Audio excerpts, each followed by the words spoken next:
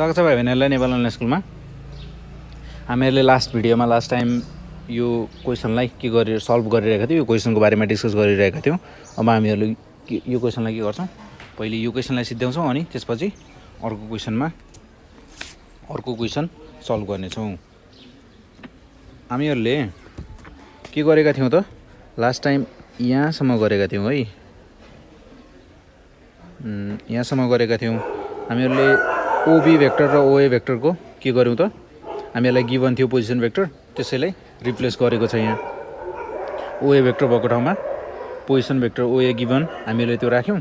अनि त्यसपछि हामीहरूसँग के थियो त, m/n को रेसियो थियो। यो p भन्ने पोइन्टले एबी भन्ने लाइनलाई के त 2:1 को रेसियोमा डिभाइड गरेको छ भनेर हामीलाई क्वेसनमा गिभन थियो। अनि त्यही कुरालाई हामीले के गर्यौँ त, यहाँ तल आएर यो इन्टरनल डिभिजनको फर्मुलामा युज गऱ्यौँ। अनि त्यसपछि यसलाई अब हामीले के गर्यौँ त, आई भेक्टरलाई एड गरिदियौँ अनि जे र जे भेक्टरलाई पनि एड गऱ्यौँ। एड गर्दा के आयो हामीहरूको 9i vector minus 3j vector. अब मैले यो दुइटैलाई के गर्छु त, आई भेक्टर र जे भेक्टरलाई इन्डिभिजुअल्ली 3 ले डिभाइड गर्दा के आयो त मेरो 3i भेक्टर। 9i भेक्टरलाई 3 ले डिभाइड गर्दा के आयो त मेरो 3 3 जा 9 3i भेक्टर। त्यसै गरी 3j भेक्टरलाई डिभाइड गर्दा के आयो त मेरो 1j भेक्टर।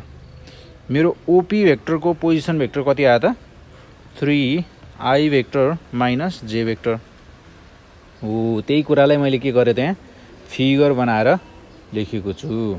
यसरी लास्टमा तपाईँहरूले पनि फिगर बनाएर, जस्तै मैले यहाँ ओपी भन्ने लास्टमा निकालेको कुरा हो, यसलाई चाहिँ के गरेको छ, फिगरमा यसरी देखाइदिँदा अझै राम्रो हुन्छ है। त्यसै गरी यहाँ मसँग अर्को एउटा क्वेसन छ। यो क्वेसनमा के भन्छ त, भन्ने कुरा क्वेसनमा पनि भनेको चाहिँ सेम कुरा नै हो, माथि जस्तै छ, सेम छ। तर यहाँ के छ त, रेसियो फरक छ र त्यसै गरी पोजिसन भेक्टरहरू अलिकति फरक छन्।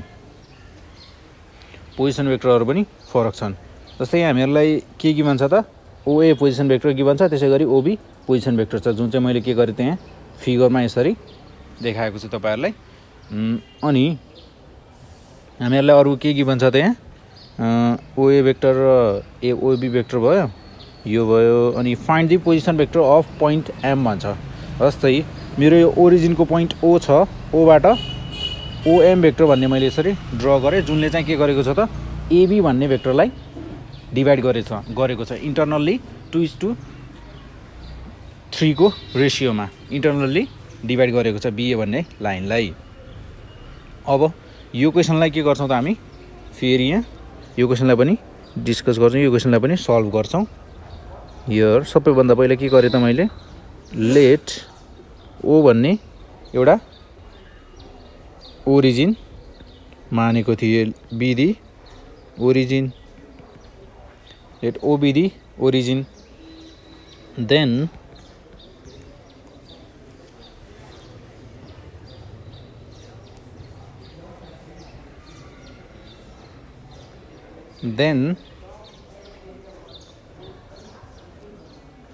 ओए भेक्टर गिभन छ मसँग, पोजिसन भेक्टर गिभन छ, कति गिभन छ त, 3i vector minus j vector. अनि त्यसै गरी ओबी भेक्टर पनि गिभन छ। ओबी भेक्टर कति छ त मेरो 4i vector plus 5j vector. Ratio of के त, AB, ratio of BA, ratio of AB is equals to के छ त मेरो m/n, यो भनेको मेरो 3:2। वी हेभ, हामीहरूसँग के छ त, इन्टरनल डिभिजनको फर्मुला छ। अब इन्टरनल डिभिजनको फर्मुला के छ त, OM vector is equals to M B vector, B vector भनेको मेरो के त, ओबी पोजिसन भेक्टर, त्यसै गरी N A vector upon M plus N. अब यसमा मेरो m भनेको 3, बी पोजिसन भेक्टर गिभन छ मसँग 4i vector plus 5j vector 4i vector plus 5j vector अनि त्यसै गरी अनि n गिभन छ मसँग m/n थियो हामीहरुसँग कहाँ छ त 3:2 यसमा 2 भनेको मेरो के भयो त n त्यसै गरी मसँग a पोजिसन भेक्टर पनि गिभन छ 3i vector minus j vector upon m plus n भनेको 3 प्लस 2 गर्दा कति हुने भयो त मेरो 5 अब के गर्ने त हामीहरुको ब्र्याकेट भित्र भएको चीजहरुलाई ब्र्याकेट भित्र भएको i र j को टर्महरुलाई के गर्छु त म मल्टिप्लाई गरिदिन्छु यानी कि ब्र्याकेट खोल्दिन्छु 4 3 जा 12i भेक्टर प्लस 5 3 जा 15 j भेक्टर प्लस 3 2 जा 6i vector minus 2 j vector 3 plus 2 5 अब के गर्ने त i र i लाई जोड्दिने र j लाई जोड्ने 12 plus 6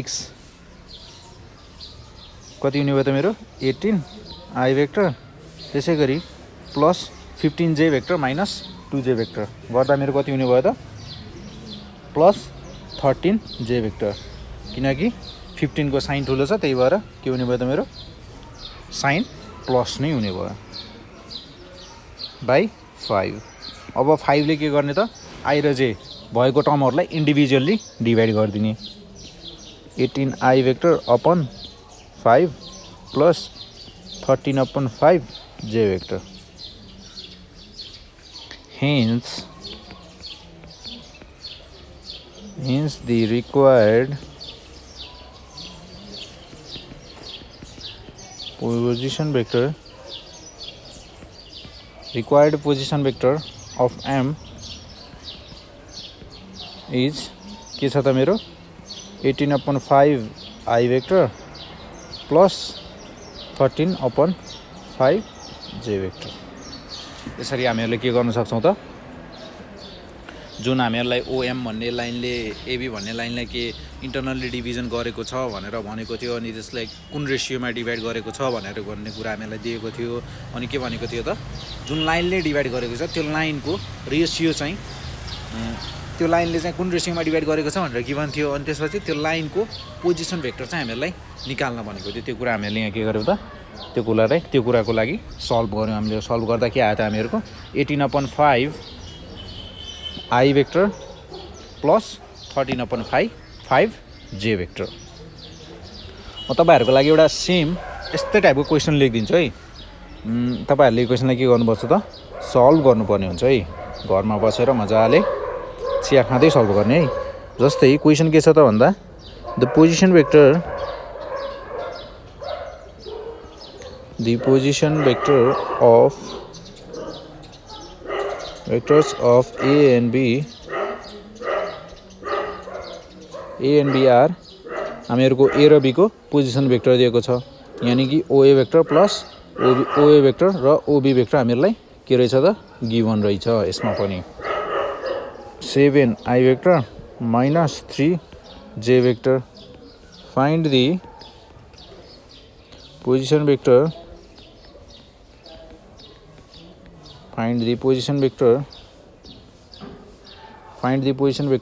of a point which divides AB internally in the ratio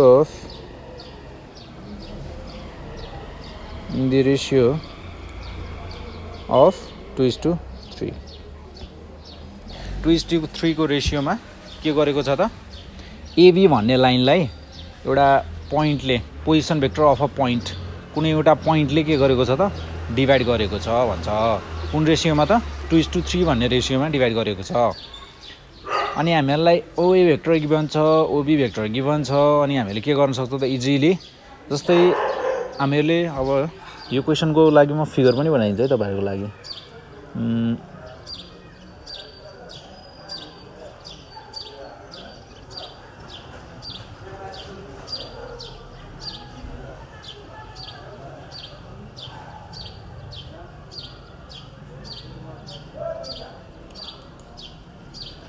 यहाँनिरको पोइन्टलाई मैले जुन लाइनले डिभाइड गरेको छ नि त्यो पोइन्टलाई मैले के भने त पी भन्ने point मानिदिएँ।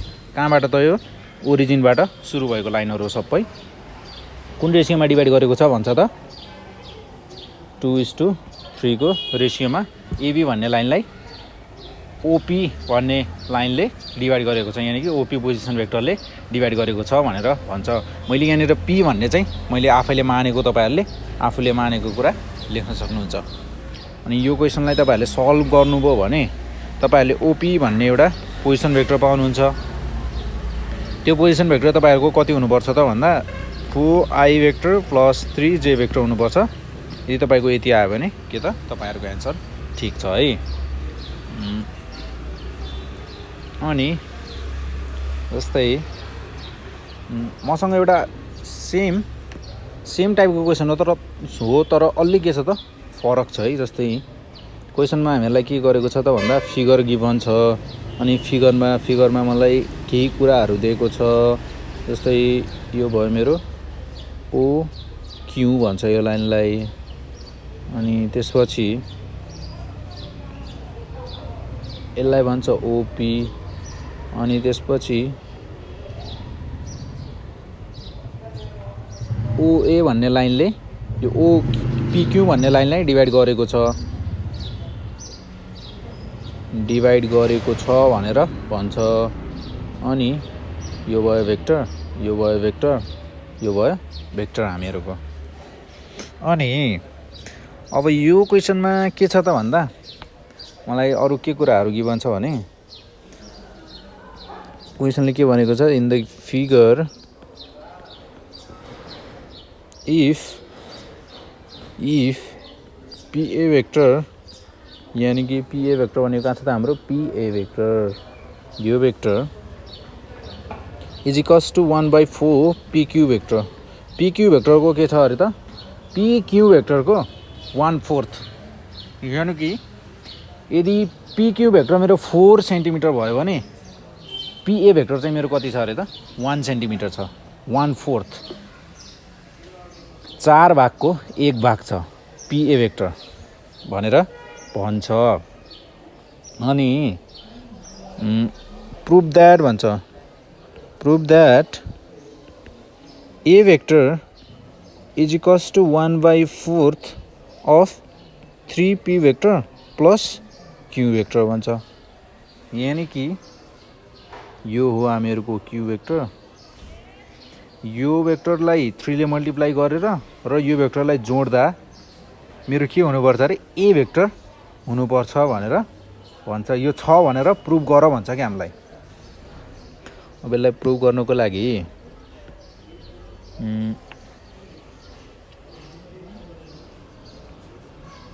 Here PA vector is equals to 1/4 of P Q vector. यो कुरा त हामीलाई के छ गिभन छ। अब हामीले यहाँ के गर्ने त भन्दा हामीले चाहिँ यहाँ by the triangle of vector subtraction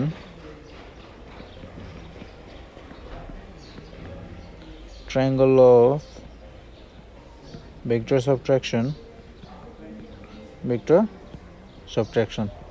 अब तपाईहरुलाई यदि ट्रायंगल अफ भेक्टर सबट्र्याक्सनको बारेमा अझ बढी जान्न मन छ भने तपाईहरुले हाम्रो प्लेलिस्टमा हेर्न सक्नुहुन्छ। त्यहाँ तपाईहरुले भेक्टरको बारेमा टपिकको बारेमा पुरै डिस्क्रिप्सन दिएको छ, पुरै डिस्क्राइब गरेर पढाएको छ। त्यो भिडियो तपाईहरुले हेर्न सक्नुहुन्छ। त्यो हेर्नुभयो भने ट्रायंगल अफ भेक्टर सबट्र्याक्सनको चाहिँ पुरै कुराहरू जान्न सक्नुहुन्छ। तर म यहाँ चाहिँ के गर्छु त सिधै ट्रायंगल अफ भेक्टर सबट्र्याक्सन चाहिँ युज गर्छु है। ट्रायंगल अफ भेक्टर सबट्र्याक्सनले के भन्छ त ओए भेक्टर त्यो अनुसार के हुन्छ त ओए भेक्टर माइनस ओपी भेक्टर भनेपछि कहाँ छ त मेरो ओए भेक्टर माइनस के छ त OP vector is equals to 1/4 of OQ vector, यानी कि OQ vector minus OP vector. यो हाम्रो ट्रायंगल अफ भेक्टर सबट्र्याक्सन को कुरा। ट्रायंगल अफ भेक्टर सबट्र्याक्सनले यो हामीले त्यहीबाट युज गरेको चिज है। यो चाहिँ अब यति कुरा चाहिँ हामीहरूलाई के गर्यो त ट्रायंगल अफ भेक्टर सबट्र्याक्सनले दियो। अब दिइसकेपछि ओए भेक्टर भनेको मेरो के छ ए भेक्टर, अनि त्यसै गरी ओपी भेक्टर भनेको P vector 1/4 of Q vector minus P vector. ठिक छ यहाँसम्म। अब के गर्न सकिन्छ त यसलाई, पी भेक्टर यता पनि छ मेरो राइट ह्यान्ड साइडतिर पनि छ, लेफ्ट ह्यान्ड साइडतिर पनि छ। अब मैले के गर्छु त ए भेक्टरलाई लेफ्ट ह्यान्ड साइडतिर राख्छु, पी भेक्टरलाई राइट ह्यान्ड साइडतिर लगेर के गर्न सकिन्छ यसलाई त्यो कुराहरू गर्छु। अनि मैले साथसाथै यहाँ के गरेँ त ब्र्याकेट पनि खोलिदिएँ। यो मेरो राइट ह्यान्ड साइडतिर आउँदा के हुने भयो प्लस पी भेक्टर। अब हामीले यसलाई के गर्छौँ सल्भ गर्न सक्छौँ 1/4 क्यू भेक्टर अनि माइनस जस्तै minus P vector minus 4 P vector upon 4। मेरो 4 के हो त एलसीएम भयो।